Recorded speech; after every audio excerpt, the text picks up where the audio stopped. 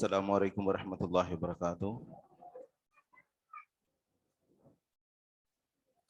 الحمد للہ رب العالمین والعاقبۃ للمتقین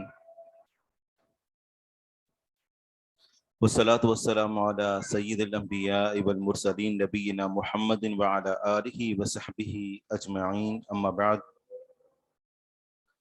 فاعوذ باللہ من الشیطان الرجیم، بسم اللہ الرحمن الرحیم۔ رب اشرح لی صدری ویسر لی امری واحلل عقدۃ من لسانی یفقہوا قولی۔ باب ذکر الاستتار عند الاغتسال، یہ باب ہے کہ پردے کا ذکر عند الاغتسال، غسل کرتے ہوئے پردے کا اہتمام کرنا چاہیے۔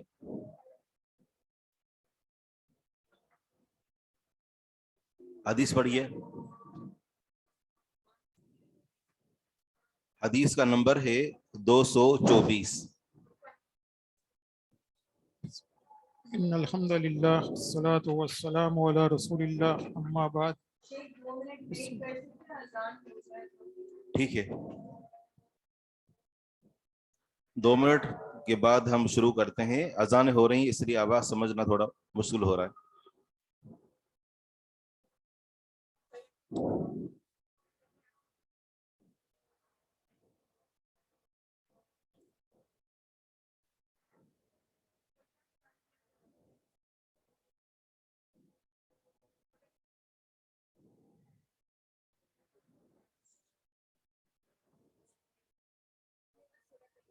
جی فرمائیں۔ جی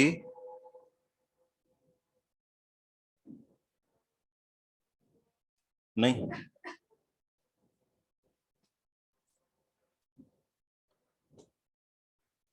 صحیح۔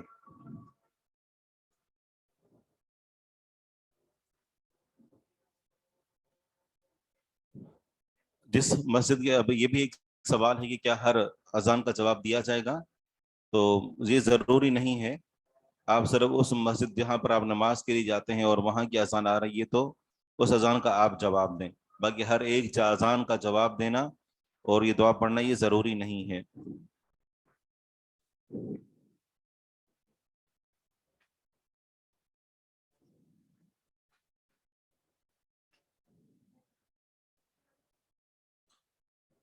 اور ابھی آج اس ٹائم مجھے یہی کہا گیا کہ یہ ہم نے انشاءاللہ پڑھنا ہے، ٹھیک ہے۔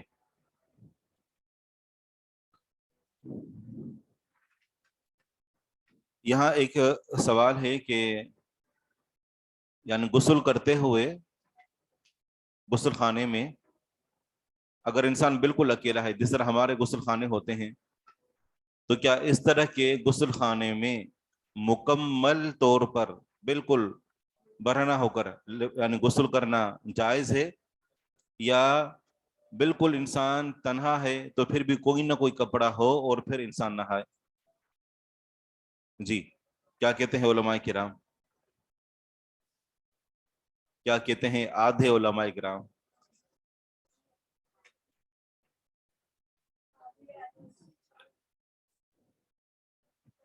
وہ ایک تو نہانے کا، ایک ہے جو آپ حدیث ذکر کر رہے ہیں نا، تو وہ ہے بلا وجہ برہنہ ہونا، جیسے گھر کے اندر کوئی نہیں ہے، کمرے کے اندر ہے، انسان لباس اتار کر سو جائے، تو یہ تو ظاہری بات ہے کہ یعنی اس سے بچنا چاہیے، کیونکہ اللہ تعالیٰ اس بات کا زیادہ حقدار ہے کہ تنہائی میں بھی انسان پردہ کیے ہوئے ہو۔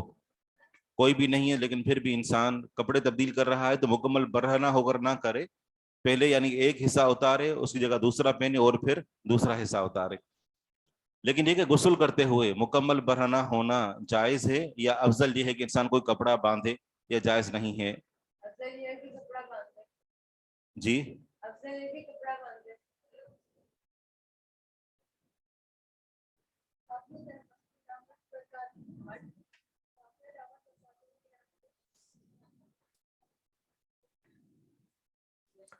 خلاصہ یہی ہے کہ کوئی حرج نہیں ہے۔ جی ہاں، اگر انسان مکمل طور پر برہنہ ہوتا ہے پھر بھی کوئی حرج نہیں ہے۔ دلیل کیا ہے؟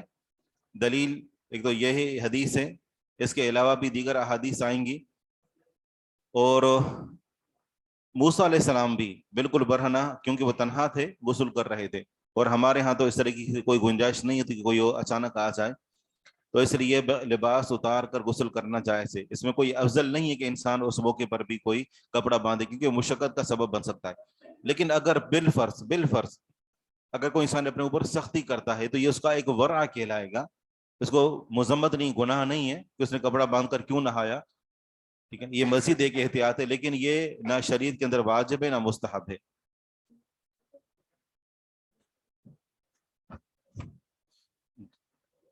وہ پتھر جو نا وہ بھاگ گیا تھا، قوم کے اندر آ کر کھڑا ہو گیا۔ جی ہاں بالکل۔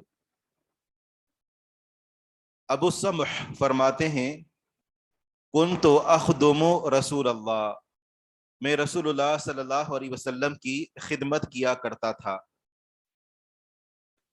فکان اذا اراد، بس تھے آپ علیہ الصلوۃ والسلام جب ارادہ کرتے، ان یغتسل، یہ کہ غسل کریں، قال، تو آپ علیہ الصلوۃ والسلام فرماتے ولنی قفاک، ولنی میری طرف پھیرو، قفاک اپنی پیٹھ، اپنی گدی، اپنی پشت، میری طرف پھیرو اپنی پشت، یعنی اپنی پیٹھ میری طرف کرو، ولنی میری طرف پھیرو، قفاک اپنی پیٹھ، یعنی مجھ سے پیٹھ دے کر کھڑے ہو جاؤ، فاولیہ، پس میں پھیر دیتا آپ کی طرف، فاولیہ، پس میں پھیر دیتا آپ کی طرف، قفایا اپنی پیٹھ، ویسے قفا کسے بولتے ہیں؟ گدی کو بولتے ہیں، مراد پیٹھ ہے۔ فاسترہ بہ، پس میں اس کے ذریعے سے آپ علیہ الصلوۃ والسلام کا پردہ کرتا۔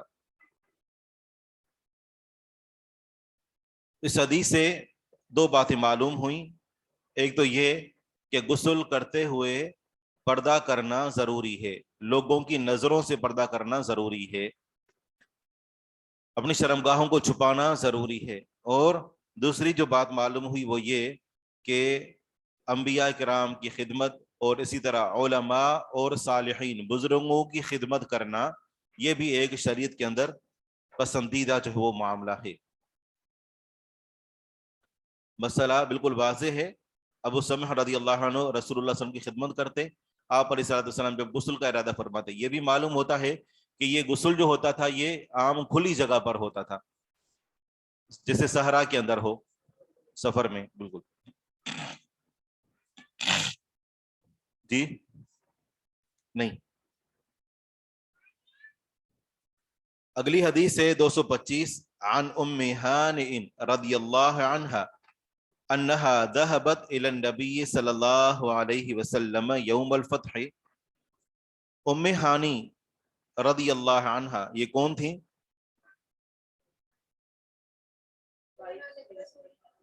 بہن تھی، سیدنا علی رضی اللہ عنہ کی بہن تھی۔ انہا ذہبت الی النبی، بے شک وہ گئی نبی صلی اللہ علیہ وسلم کی طرف، یوم الفتح، فتح کے دن، یعنی فتح مکہ کے دن، فوجدتہ، بس انہوں نے آپ علیہ الصلوۃ والسلام کو پایا، یغتسل، کہ آپ علیہ الصلوۃ والسلام غسل کر رہے تھے، وفاطمۃ تسترہ بثوب، اور فاطمہ رضی اللہ عنہا آپ علیہ الصلوۃ والسلام کا پردہ کر رہی تھیں، بثوب، کپڑے کے ساتھ، آپ علیہ الصلوۃ والسلام کا پردہ کر رہی تھی کپڑے کے ساتھ، یعنی فاطمہ رضی اللہ عنہا یہ رسول اللہ صلی اللہ علیہ وسلم کے لیے پردہ لے کر کھڑی ہوئی تھی۔ فسلمت، تو ام ہانی رضی اللہ عنہا نے سلام کیا، فقال، تو آپ علیہ الصلوۃ والسلام نے فرمایا، من ہادا، یہ کون ہے؟ قلت، تو میں نے کہا، ام ہانی، کون، کس نے کہا؟ ام ہانی نے خود اپنے بارے میں کہا، ام ہانی، یعنی میں ام ہانی ہوں۔ فلما فرغ من غسلہ، بس جب آپ علیہ الصلوۃ والسلام اپنے غسل سے فارغ ہوئے، قام، تو آپ علیہ الصلوۃ والسلام کھڑے ہو گئے، فصلی، بس آپ علیہ الصلوۃ والسلام نے پڑھی 8 رکعات، 8 رکعتیں، فی ثوب، ایک کپڑے میں، ملتحفا بھی، کہ جس کپڑے کو آپ علیہ الصلوۃ والسلام نے لپیٹا ہوا تھا۔ اوپر کی حدیث میں جو نام آیا ہے، کنیت آئی ہے ابو سمح کی، تو یہ جو رسول اللہ صلی اللہ علیہ وسلم کے خادم تھے، ان کا نام کہا جاتا ہے کہ ایاد تھا، ایاد، جیسے ایاس ہوتا ہے نا، ایاس زا ہوتی ہے، اس میں دال ہے، ایاد، ایاد ان کا نام تھا۔ یہ جو ام ہانی رضی اللہ عنہا کی حدیث ہے، اس سے بہت سارے مسئلے معلوم ہوتے ہیں۔ ایک تو یہی کہ غسل کرتے ہوئے پردہ کرنا،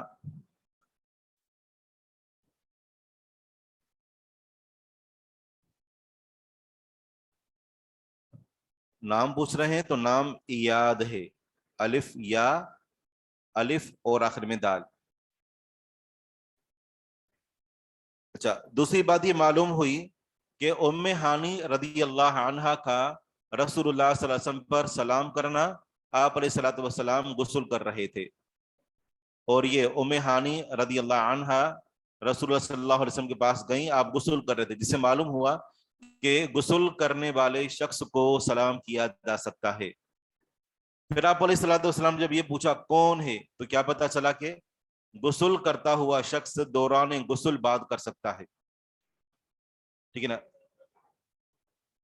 اب ظاہری بات ہے وہاں کچہریاں تو نہیں کرے گا، قصہ گوئی تو نہیں بیان کرے گا، لیکن ہاں، لیکن یہ ہے کہ اس موقع پر سلام کا جواب ظاہری بات ہے، کیونکہ وہ بغیر لباس کے ہے اور جس کیفیت میں ہے۔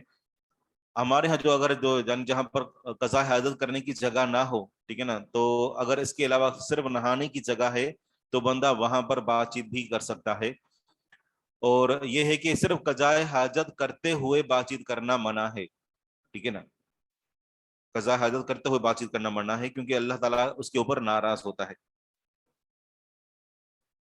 جی اچھا، جب آپ علیہ الصلوۃ والسلام، جس سے یہ بھی پتہ چلا کہ بیٹی سے خدمت لینا، یہ بھی معلوم ہوئی یہ بات، جب آپ علیہ الصلوۃ والسلام غسل سے کھڑے ہوئے، فارغ ہوئے، تو کھڑے ہوئے اور آپ نے 8 رکعت نماز پڑھی۔ یہ نماز چاشت کی نماز تھی، تو چاشت کی نماز جو اشراق کی نماز کہلاتی ہے، زیادہ سے زیادہ 8 رکعت ثابت ہے،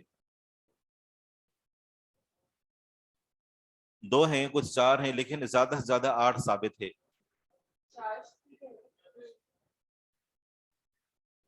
صحیح، فی ثوب، ایک کپڑے میں، کیا لگتی تھی؟ ام ہانی رضی اللہ عنہ علی رضی اللہ عنہ کو بہن تھی، تو یہ کیا لگ گئی؟ رسول اللہ صلی اللہ علیہ وسلم کے علی رضی اللہ عنہ کزن تھے، جی، چچا کی بیٹی۔ فی ثوب ملتحفا بھی، ایک کپڑے میں، ملتحفا بھی، کہ جس کو آپ علیہ الصلوۃ والسلام نے لپیٹا ہوا تھا۔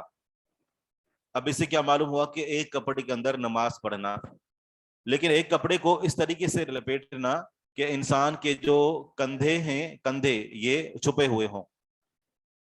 اگر کندھے ظاہر ہوں تو انسان کی نماز نہیں ہوتی، اگر اس کے پاس کپڑا موجود بھی ہو، کپڑا موجود ہے، کندھے کھلے ہوئے ہیں، تو نماز نہیں ہوتی۔ اسی سے وہ جو ہمارے ہاں جو ایک بنیان پہنی جاتی ہے نا بغیر بازوؤں کے، اس میں بھی صرف چھوٹی سی ایک پٹی ہوتی ہے، تو وہ کپڑا نہیں ہوتا، تو بغیر بازو والی بنیان میں بھی نماز نہیں ہوتی۔ تو آپ علیہ الصلوۃ والسلام نے اس کو اس طریقے سے لپیٹا ہوا تھا کہ جس طریقے سے ایک جھول باندھا جاتا ہے، یعنی کپڑے کو پیچھے کر کے، پیچھے، اور ایک اس طرف اور دوسرا اس طرف کر کے، اور آخر میں بھی جا کر گرہ لگا دینا، یہ یعنی کپڑے کو لپیٹنے کا ذریعہ ہے۔ اس میں یہ ہے کہ شرمگاہ بھی چھپ جاتی ہے، اور یہ ہے کہ کندھوں کے اوپر جو ہے وہ کپڑا بھی آ جاتا ہے۔ اس سے یہ بات بھی معلوم ہوئی کہ سر کے اوپر کوئی کپڑا نہیں تھا، کوئی امامہ، کوئی پگڑی، کوئی ٹوپی، کچھ بھی نہیں تھا، اور آپ علیہ الصلوۃ والسلام نے 8 رکعت نماز پڑھی، جس سے کیا پتہ چلا کہ سر ننگا اگر ہو تو پھر بھی نماز پڑھی جا سکتی ہے۔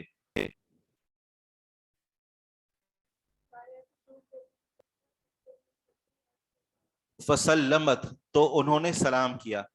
किन्होंने सलाम किया? उम्मे हानी रजी अल्लाह अन्हा ने सलाम किया। ये उन्हीं के बारे में बात हो रही है। ये उम्मे हानी रजी अल्लाह अन्हा खुद ही रिवायत कर रही हैं, लेकिन अपने बारे में उन्होंने गायब का सीगा इस्तेमाल किया। कपड़े कपड़े कोहनी तक हो, कोहनी तक होना जरूरी नहीं है। कपड़े जो है वो कंधे तक होना जरूरी है। कंधा जानी ढका हुआ हो, अच्छी तरह वो कंधा छुपा हुआ हो। ये मर्दों के लिए है। बाजू खुले हों तो नमाज नहीं होगी।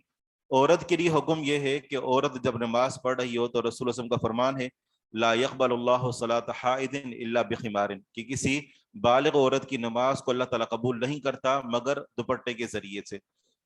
अगर उसके पास, यानी एक तो ये कि हमारे यहाँ जो ये फैशन का नाम पर जो हमारे यहाँ बेपर्दगी है, फिर तो इससे बचना जरूरी है। मैं नहीं समझता कि कोई नमाजी औरत हो और उसके बाजू खुले हुए हों, या फिर वो जो ना वो यानी आधी आस्तीन खुली रख कर जो ना घर के अंदर घूमती हो फिरती हो, भले जो है वो यानी उसके भाई वगैरह ही क्यों ना हो। तो ये तो मौजूदा दौर में सवाल होता ही नहीं है, लेकिन बिल फर्ज अगर इस तरह का कोई मामला है भी, सही शोहर घर के अंदर है, तो फिर भी, और कोई नहीं है तो फिर भी इतना यानी दुपट्टा हो कि वो सारे बाजू वगैरह छुपे हुए हों, पाँव हमारे यहाँ जो जाहिर होते हैं वो भी मुकम्मल छुपे हुए हों। टोपी के लिए बड़ी चादर, दुपट्टा से मुराद ऐसी चादर, हमारे यहाँ तो दुपट्टा तो शायद वो 1 फीट का भी शायद होता है, और वो भी रख लेती हैं, वो उसको भी वो डोरी बनाकर। शेख आपने कहा कि पाँव ढके हुए हों, यानी कि मोजे पहन के क्या नमाज पढ़नी चाहिए? जी, आपने कहा ना कि पाँव ढके हुए हों नमाज पढ़ने के दौरान, तो क्या मोजे वगैरह पहन के नमाज पढ़नी चाहिए? नहीं, ये मुराद नहीं है। मुराद ये है कि जब औरत खड़ी है, क्योंकि उसके लिए जो है ना वो जरूरी है कि औरत मुकम्मल छुपी हुई हो, तो औरत के जो पाँव हैं उसके लिए भी जरूरी है कि वो भी छुपे हुए हों, तो वो भी मुकम्मल ढककर जो है वो नमाज पढ़े। यानी शलवार जो है वो औरत की बिल्कुल नीचे तक होनी चाहिए, उसके पाँव छुपे हुए होने चाहिए। और हाथ, जी, हाथ तो चादर में है। जी क्या कह रहे हैं? शेख हाथ का पूछ रही थी कि हाथ जो है हथेलियां जो होती हैं, तो वो चादर से बाहर रख के नमाज पढ़ सकते हैं या वो भी छुपी नहीं होनी चाहिए? नहीं, हाथों का जो है वो जाहिर बात है कि अब हाथ कैसे वो छुपा सकती है, ठीक है ना, तो हाथों का जाहिर हो जाना इसमें कोई हरज की बात नहीं है, लेकिन पाँव ढके हुए होने चाहिए। अब ये नहीं कि इसके बगैर नमाज नहीं होती, अगर पाँव ढके हुए ना हो तो नहीं, ये कोई शर्त नहीं है, ठीक है ना, ये कोई शर्त नहीं है कि अगर नहीं हो, लेकिन एक ये है कि जो शरीयत ने तरीक़ेकार बताया है वो ये है। जी, जी हाँ। अब देखिए ना कि नबी सल्लल्लाहु अलैहि वसल्लम ने जो है वो पहले इजाजत दी थी कि एक हाथ के, एक बालिश जो है वो, औरतों को जो है वो इजाजत दी कि एक बालिश तुम कपड़ा अपना जो है वो नीचे छोड़ सकती हो, यानी चलते फिरते आम जो है वो गलियों के अंदर। तो उम्महातुल मोमिनीन ने कहा कि यानी अगर हम एक बालिश कपड़ा छोड़ेंगे तो मुमकिन है, यानी सहाबियात ने कहा कि मुमकिन है कि फिर भी यानी पाँव वगैरह जाहिर हो जाए, तो आप अलैहिस्सलाम ने फिर 2 बालिश की जो है वो इजाजत दी थी। तो जिससे क्या पता चला उनको पर्दे का कितना एहतमाम था। हमने सऊदी अरब के अंदर देखा, जाम इस्लामी हम पढ़ रहे थे, हरम के अंदर जब नमाज के लिए जाते तो खवातीन के जो बुरके जो वहाँ मिलते भी थे तो इस तरीके से होते थे, और वो जब देखते भी थे तो वो उनका वो पूरा जमीन के ऊपर आता था। अंदर से जो कुछ पहना होता था उनका अपना मामला है, लेकिन जो बज़ाहिर जो यानी पर्दा था वो बड़ा बेहतरीन था। और फिर एक खास ऊपर एक वो होता था कि वो ऊपर जो वो पहन लेती थी, ठीक है ना, यहाँ से और फिर ये बाजू भी यहाँ तक, तो इसलिए ये होता था कि उनका जो यानी एक जिस्मानी साख्त होती है वो भी मालूम नहीं होती थी, यानी पूरा जिस तरह हमारे यहाँ सिंध में होता है ना सफेद बुर्का, पूरा जो है वो यानी उसमें औरत का मालूम नहीं होता। हाँ, तो ये कि अगर इस तरीके से पर्दा हो तो वो और ज्यादा बेहतर है। आपका सवाल सर, काइंडली औरत का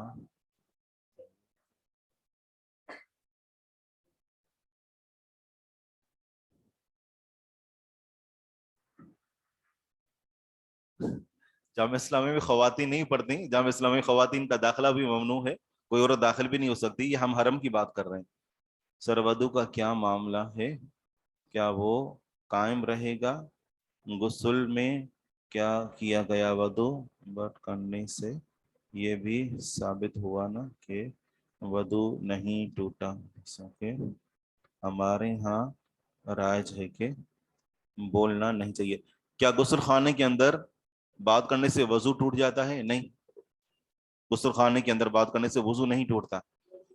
اب آپ صرف اس کیفیت کو سمجھیں کہ قضاء حاجت کرتے ہوئے بات کرنا منع ہے، نہاتے ہوئے بات کرنا منع نہیں ہے، اور جب انسان نہا رہا ہو بغیر لباس کے ہوگا تو پھر اس صورت میں جو وہ وضو کرے گا تو وہ وضو بھی اس کا برقرار رہے گا، لیکن شرط یہ ہے کہ اس نے شرمگاہ کو ہاتھ نہ لگایا ہو۔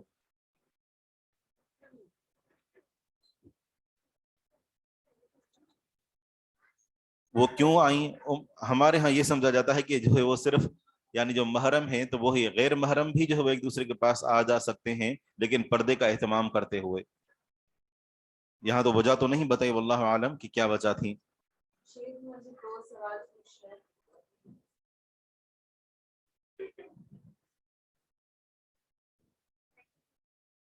جی ہاں، وہ جامعہ اسلامی کے علاوہ دیگر جامعات میں جیسے جامعہ طیبہ۔ جی ایک مجھے مائک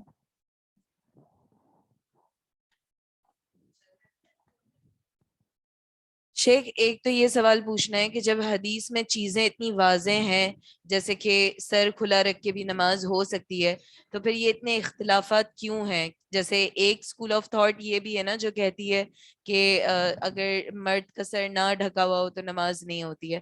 تو ایک تو یہ سوال ہے، اور دوسرا یہ کہ شادی شدہ عورت جو ہے وہ اپنے ماں باپ کی خدمت، جیسے اس حدیث میں جیسے ہے کہ آپ ماں باپ کی خدمت آپ کر سکتے ہیں، تو کیا یہ جائز ہے؟ کیونکہ میں نے یہ چیز سنی ہے کہ جب کسی عورت کی شادی ہو جاتی ہے تو اس کے اوپر اس کے ماں باپ کی خدمت بنتی نہیں ہے، مطلب وہ نہ بھی کرے تو چلتا ہے۔ جہاں تک پہلے سوال کا تعلق ہے کہ اختلاف کیوں ہے، تو یہ ایک عام سوال ہے کہ فقہی مذاہب کے اندر پھر اختلاف کیوں ہے۔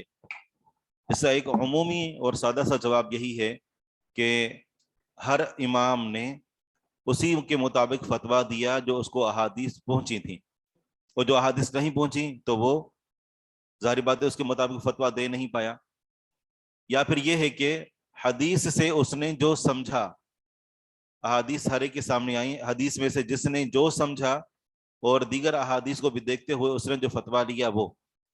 جبکہ ہمارے ہاں پھر یہ ہوا کہ بعد میں علماء نے جو کتابیں لکھیں اور ان کے جو مقلد تھے وہ ان کی کتابوں کو حرف آخر سمجھتے ہیں، تو اس وجہ سے حدیث کی موجودگی میں بھی اپنے امام کے قول کو یہ بھی پتہ نہیں کہ امام تک وہ حدیث پہنچی یا نہیں پہنچی، اور یہ کہ وہ حدیث سے کیا سمجھے، وہ معصوم تو نہیں تھے، لیکن بہرحال پھر وہ اس طریقے سے اپنے امام کی بات کو لے کر اور حدیث کو بھی ٹھکرا دیتے، اور یہیں سے گمراہی کا آغاز ہوتا ہے۔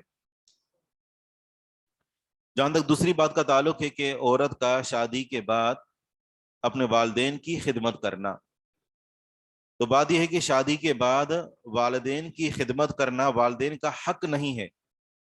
ایک ہوتا نا حق کے جس کو لازمی طور پر ادا کرنے کے لیے بیٹی ان کے ہاں جاتی ہو کام کرنے کے لیے، لیکن اگر والدین کو ضرورت ہے اور وہ بالخصوص قریب بھی رہتے ہوں تو ان کے ہاں جا کر ان کے کام کاج کر لینا، لیکن شوہر کی اجازت سے، کیونکہ شوہر شادی کے بعد اولین حق شوہر کا ہے۔ اس کی وجہ یہ کہ شوہر نے اس کو ٹھکانہ دیا، کھانا دیا، اس کو لباس مہیا کیا، ہر طرح کی سہولت دی، اس کو اپنے نکاح میں لے آیا۔ اب عورت پر سب سے بڑا حق اس کے شوہر کا ہے۔ اگر شوہر اجازت دیتا ہے تو والدین کے گھر جا کر والدین کی خدمت کی جا سکتی ہے، لیکن والدین کا اس طریقے سے حق نہیں ہے کہ جس طریقے سے ایک بیٹے پر ہوتا ہے، کیونکہ شادی کے بعد والدین کی ذمہ داری ختم ہو جاتی ہے، شوہر کی ذمہ داری شروع ہو جاتی ہے۔ جب والدین کی ذمہ داری نہیں رہی تو والدین کا حق بھی نہیں رہا، اب جس کی ذمہ داری ہے حقوق بھی اسی کے ہیں، تو پھر اسی سے اجازت لے کر۔ لیکن یہ معاملہ افہام و تفہیم سے حل کرنا چاہیے، میرے خیال میں اس میں اختلاف تو نہیں ہوگا انشاءاللہ کہیں پر بھی کہ شوہر منع کر دے کہ یعنی تم اپنے والدین کے پاس جا کر ان کی خدمت نہیں کر سکتی، یہ واضح طور پر حدیث موجود ہے۔ یعنی تب تک فاطمہ رضی اللہ عنہ کی شادی ہو چکی تھی، یہ فتح مکہ کا واقعہ ہے۔ غیر محرم کو سلام کرنے میں کوئی مسئلہ تو نہیں، غیر محرم کو سلام کرنے میں کوئی مسئلہ نہیں ہے، لیکن بات یہ کہ پردے کے اندر ہو، اور یہ ہے کہ یعنی سلام کے اندر کوئی ایسی لچک نہ ہو کہ جس کے وجہ سے اس کے دل کے اندر کوئی شیطان مزید خیالات پیدا کرے۔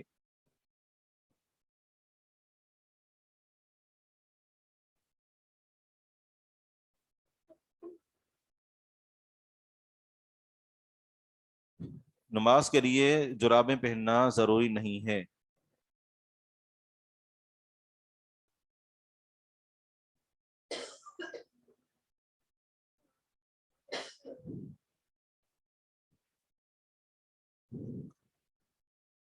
دیکھیے جہاں تک عورت کے لباس کا تعلق ہے یہ بہت زیادہ جو ہے وہ موضوع کافی طویل ہے. مختصر یہ ہے کہ عورت کا گھر کے اندر جو لباس ہے اگر تو وہ اس کا صرف شوہر کا جو ہے وہ آنا جانا ہے اور کوئی اس کے بچے بھی نہیں ہے, اگر صرف شوہر ہے تو پھر جیسا شوہر کو پسند ہے جیسا عورت چاہے لباس پہن سکتی ہے, اس کے اندر کوئی قباحت نہیں ہے.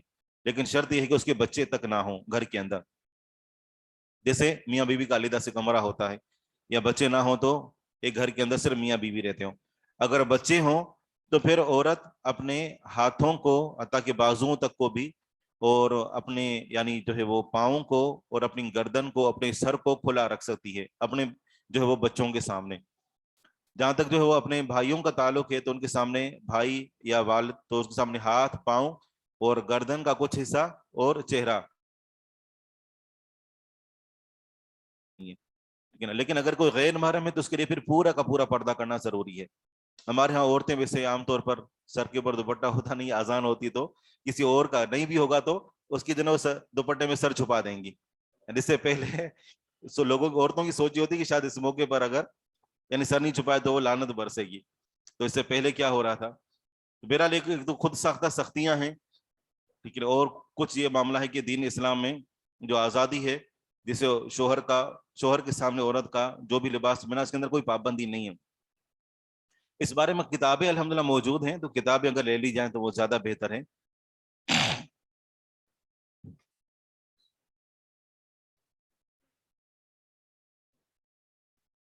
اگر کوئی موجود نہ ہو تو غسل میں پردہ کرنا ضروری نہیں ہے, لیکن ضروری صرف اتنا ہے کہ وہ پردہ جو ہے یعنی وہ بندہ 4 دیواری کے اندر ہو. اگر کھلی جگہ پر ہے تو پھر نہاتے ہوئے پردہ کرنا ضروری ہے. یہ جو کہا جاتا ہے کہ اگر مائک میں بات کیجیے. یہ جو کہا جاتا ہے کہ اگر واش روم جائیں قضاء حاجت کے لیے تو عورت کو سر ڈھکنا چاہیے, تو یہ صحیح بات ہے؟ اس کی کوئی دلیل نہیں ہے کہ عورت کے لیے قضاء حاجت کرتے ہوئے سر ڈھکنا ضروری ہے, کوئی دلیل نہیں ہے اس کی. میرے خیال میں ہم نے جو 2 دن پڑھا ہے نا اس کو بدلا لیا جا رہا ہے. آگے بڑھتے ہیں.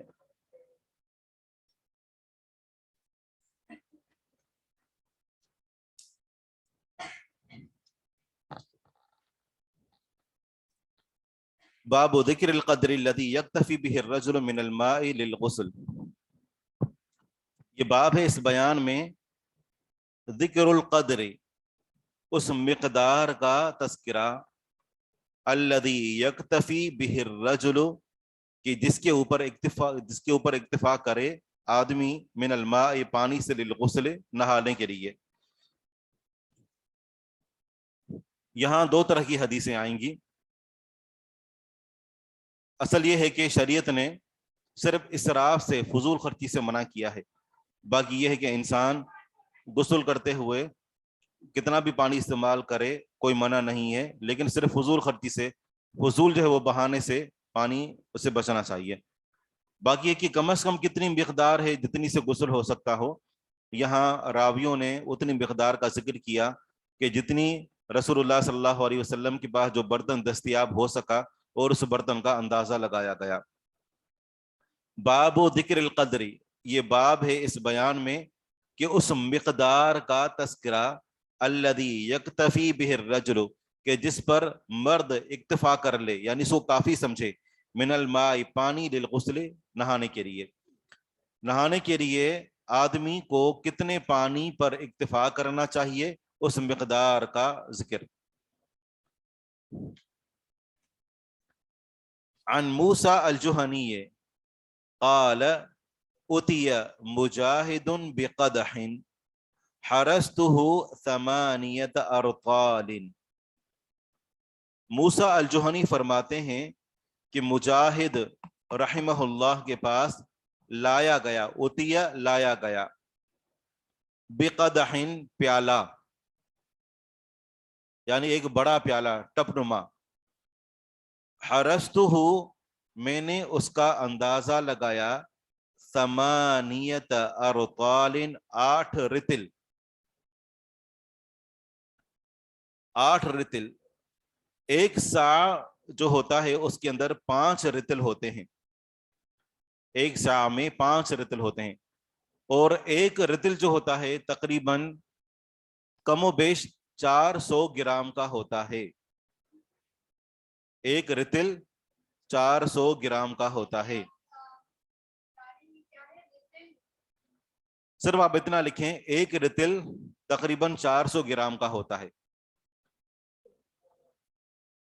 تو یہ کتنے ہوئے؟ 8 رتل سوا 3 کلو گرام ہو گئی ہے. 3.25 کلو. ایک سا ہوتا ہے 5 رتل کا. یہ بات گزر گئی. اب رتل کے بارے میں ہم ذکر کر رہے ہیں کہ ایک رتل ہوتا ہے 400 گرام کا. ایک رتل 400 گرام کا ہوتا ہے. اگر ہم 8 رتل کو 400 گرام سے ضرب دیں تو کتنے بنیں گے جی؟ یہ 3.25 کلو. 3.25 کلو. صرف آپ اتنا لکھیں ایک رتل 400 گرام کا ہوتا ہے اور 8 رتل اس کا وزن ہے 3.25 کلو گرام. تو 3.25 جی ہاں. تو یہ جو ہے تقریباً یعنی اگر ہم لیٹر میں ان کو تبدیل کریں تو کتنا ہوگا؟ 1 کلو اور 1 لیٹر میں کتنا فرق ہوتا ہے؟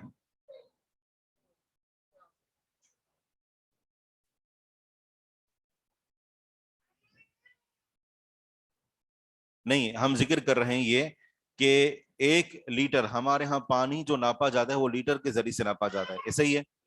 دودھ ہوتا ہے، آئل ہوتا ہے، پانی لیٹر کے حساب سے ہوتا ہے. تو اگر ہم 1 لیٹر پانی کا وزن کریں تو 1 کلو سے کم ہوگا. ایک طرف 1 کلو کا جو بٹا ہوتا ہے وہ رکھیں اور ایک طرف 1 لیٹر پانی تولیں تو زیادہ کیا ہوگا؟ 1 کلو یا 1 لیٹر؟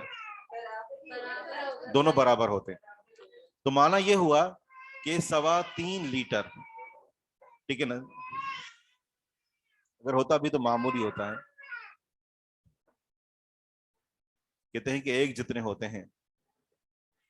کبھی تجربہ کر کے دیکھیں. اچھا، اب یہ دیکھیے نا کہ عام طور پر جب ہم گھی لینے کے لیے جاتے ہیں تو گھی وہ تول کر دیتے ہیں کلو کے حساب سے اور جو نا وہ تیل لیٹر کے حساب سے ہوتا ہے. اچھا ٹھیک ہے. کوئی گھی بیچ رہا ہے تو وہ بتا دے. اچھا، تو یعنی یوں سمجھیے کہ نبی صلی اللہ علیہ وسلم نے نہانے کے لیے 3.25 لیٹر پانی استعمال کیا. اب 3.25 لیٹر یہ تھوڑا سا پانی بنتا ہے لیکن آپ علیہ الصلوۃ والسلام نے اس سے غسل کیا، جس سے پتا چلا کہ پانی کو فضول ضائع نہیں کرنا چاہیے.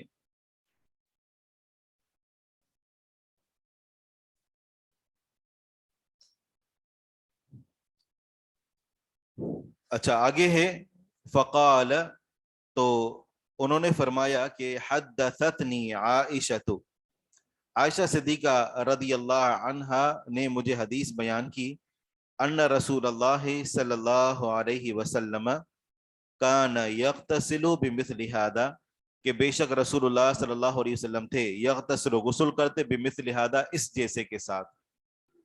تو اتنی مقدار پر آپ علیہ الصلوۃ والسلام نے نہانے میں اکتفا کیا. اگلی حدیث ہے عن ابی سلمۃ یقول دخلت على عائشة رضی اللہ عنہا واخوها من الرضاعة فسألها عن غسل النبي صلی اللہ علیہ وسلم فدعت بإناء فيه ماء قدر ساع فسترت سترا فاغتسلت فافرغت على رأسها ثلاثا. ابو سلمہ فرماتے ہیں کہ دخلت علی عائشہ، میں داخل ہوا عائشہ صدیقہ رضی اللہ عنہا پر، وَأَخُوهَا مِنَ الرَّضَاعَةِ، اور ان کا یعنی عائشہ صدیقہ رضی اللہ عنہا کا جو رضائی بھائی تھا، کہا جاتا ہے کہ ان کا نام عبداللہ بن یزید تھا، عبداللہ بن یزید۔ اور یہ جو ابو سلمہ تھے، اگر وہ عائشہ صدیقہ رضی اللہ عنہا کے جو رضائی بھائی تھے ان کا نام عبداللہ بن یزید تھا، تو پھر ابو سلمہ یہ عائشہ صدیقہ رضی اللہ عنہا کے رضائی بھانجے تھے، کیونکہ عائشہ صدیقہ رضی اللہ عنہا کی جو بہن تھی ام کلثوم، انہوں نے ابو سلمہ کو دودھ پلایا تھا، تو یہ ان کے رضائی بھانجے ہوئے، یعنی ایک رضائی بھائی اور ایک رضائی بھانجا۔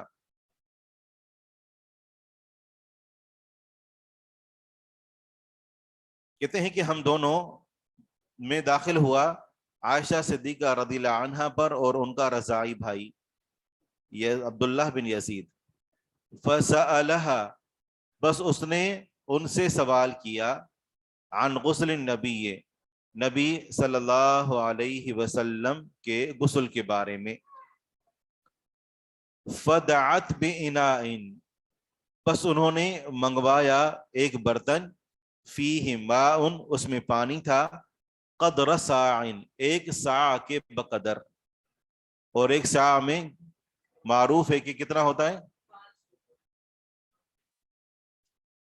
ایک ساع میں کتنے کلو ہوتے ہیں،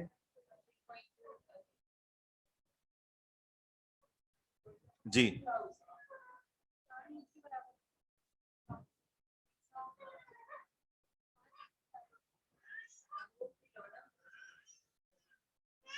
جب ہم صدقۃ الفطر نکالتے ہیں تو کتنا دیتے ہیں، 3.25 کلو، ایک سا، اور ایک سا میں کتنا ہوتا ہے، 3.25 یا 2.5 کلو یا 3.25، ٹھیک ہے نا، تو اتنے سے انہوں نے غسل کیا 5 رتل، اور اگر 5 رتل کا حساب لگائیں 400 کے گرام کے حساب سے تو پھر کتنا بنتا ہے، تقریباً 2 کلو۔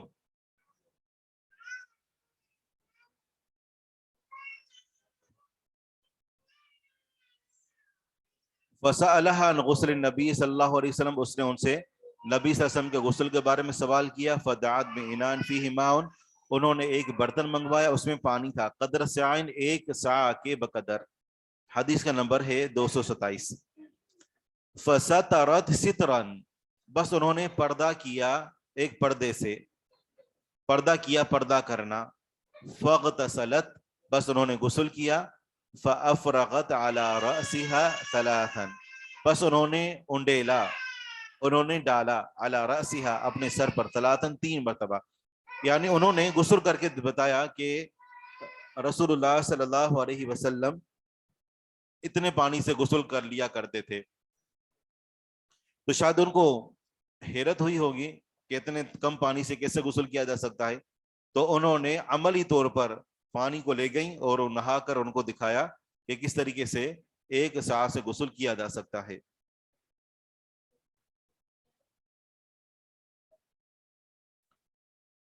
حدیث 228، عن عائشہ رضی اللہ عنہا انہا قالت کان رسول اللہ صلی اللہ علیہ وسلم یغتسل فی القدح وہو الفرق، نبی صلی اللہ علیہ وسلم ایک ٹب کے اندر غسل کیا کرتے تھے، وہو الفرق، یہ ایک بڑا برتن ہوتا ہے، وکنت اغتسل انا وہو، اور میں غسل کیا کرتی تھی اور وہ یعنی آپ علیہ الصلوۃ والسلام، فی اناء واحد، ایک ہی برتن میں سے۔ اس سے پتہ چلا کہ شوہر اور بیوی اکٹھے ایک ساتھ غسل کر سکتے ہیں، اور یہ کہ نہانے کے لیے بڑے ٹب کا استعمال کرنا جو پانی سے بھرا ہوا ہو اور اس میں مقدار کی کوئی تعین نہیں ہے۔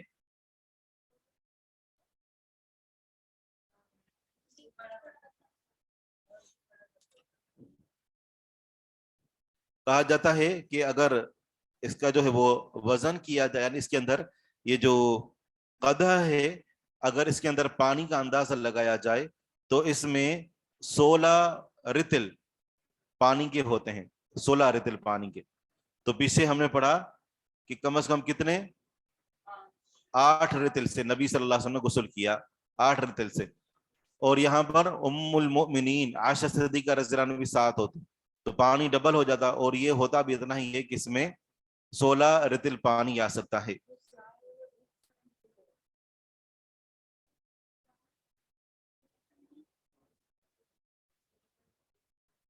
صحیح. تو اسے پتا چلا کہ کوئی حد بندی نہیں ہے کہ پانی کتنا استعمال کرنا چاہیے. آگے ہے انس رضی اللہ عنہ کی حدیث، عن عبداللہ بن جبر قال سمعت. الفرق بولتے ہیں بڑے برتن کو، اس کا معنی بھی ٹب ہی ہے.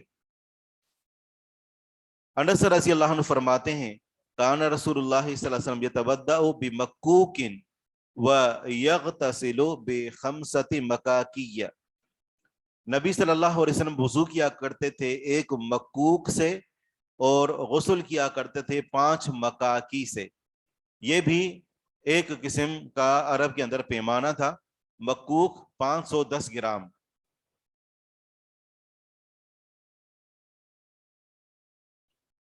مکوک کا جو پیمانہ ہے اس کے اندر 510 گرام آتے ہیں، اور غسل کیا کرتے تھے 5 مکاکی سے. تو یہ کتنے ہوئے؟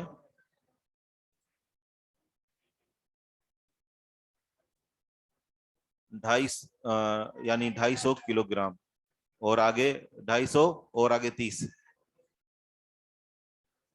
جی ہاں 50.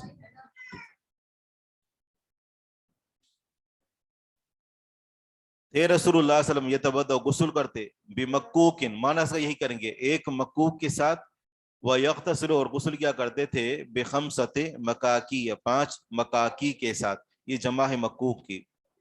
جیسے سا ایک پیمانے کا نام ہے، اسی طرح مکوک بھی ایک پیمانے کا نام ہے.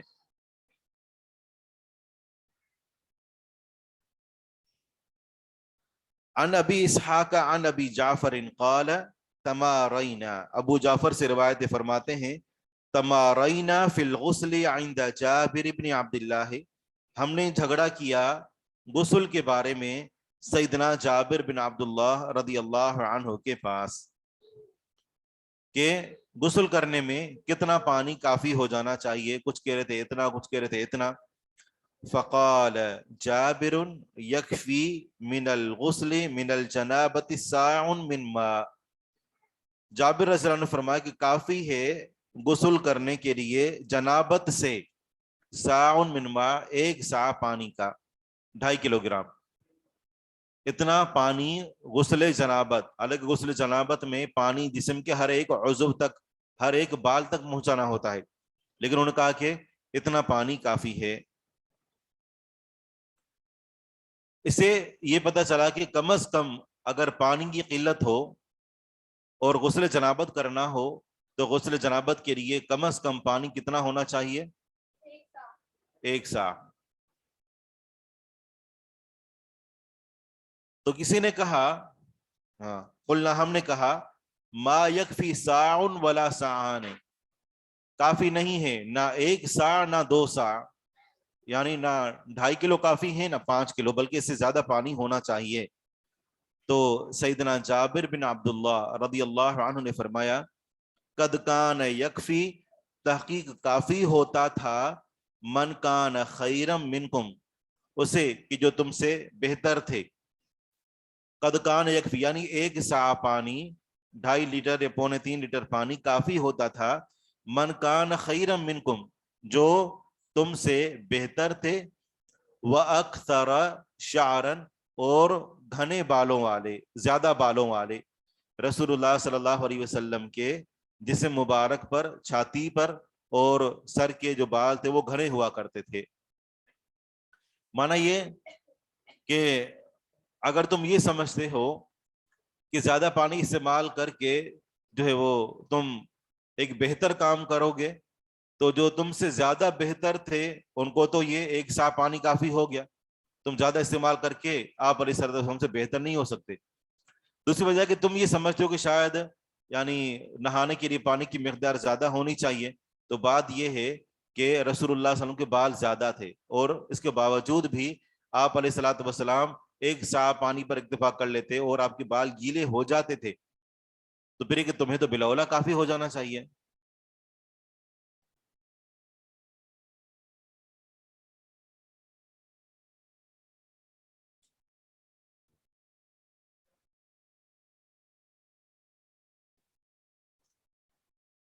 ابی جعفر صحیح. آگے ہے باب ذکر الدلالت علی انہ لا وقت فی ذلک. جیسا کہ ہم نے ذکر کیا تھا شروع میں ہی، یہ باب ہے اس بیان میں کہ اس بات میں رہنمائی موجود ہے، ذکر الدلالت، اس بات میں کہ رہنمائی کا ذکر علی انہ لا وقت فی ذلک، کہ اس میں کوئی حد مقرر نہیں ہے. لا وقت نہیں ہے کوئی حد، توقید سے حد مقرر نہیں ہے اس میں، یعنی نہانے کے لیے، غسل جنابت کرنے کے لیے کوئی حد مقرر نہیں ہے کہ زیادہ سے زیادہ کتنا پانی ہونا چاہیے. عن عائشہ رضی اللہ عنہا قالت كنت اغتسل انا ورسول اللہ صلی اللہ علیہ وسلم من اناء واحد وهو قدر الفرق. عائشہ صدیقہ رضی اللہ عنہ فرماتی ہیں كنت اغتسل انا، میں غسل کیا کرتی تھی، ورسول اللہ، اور رسول اللہ صلی اللہ علیہ وسلم غسل کیا کرتے تھے، من اناء واحد، ایک ہی برتن سے، وهو قدر الفرق، اور وہ ایک بڑے ٹب کے برابر تھا. اور ٹب کے اندر پانی کتنا آتا ہے، جیسے کہ ہم نے ذکر کیا 16 رتل. یعنی یہ اس حدیث کے ذریعے سے انہوں نے بتا دیا کہ ایک اندازہ لگایا. اگر ضروری ہوتا، شریعت کی طرف سے حد مقرر ہوتی کہ کم از کم اتنا پانی ضروری ہے یا زیادہ سے زیادہ اتنا پانی کافی ہے، حد مقرر ہوتی تو اسی قدر اہتمام کے ساتھ اس کو ذکر کر دیا جاتا. تو زیادہ پانی استعمال کرنے میں کوئی حد مقرر نہیں ہے، شرط یہ کہ اسراف نہ ہو.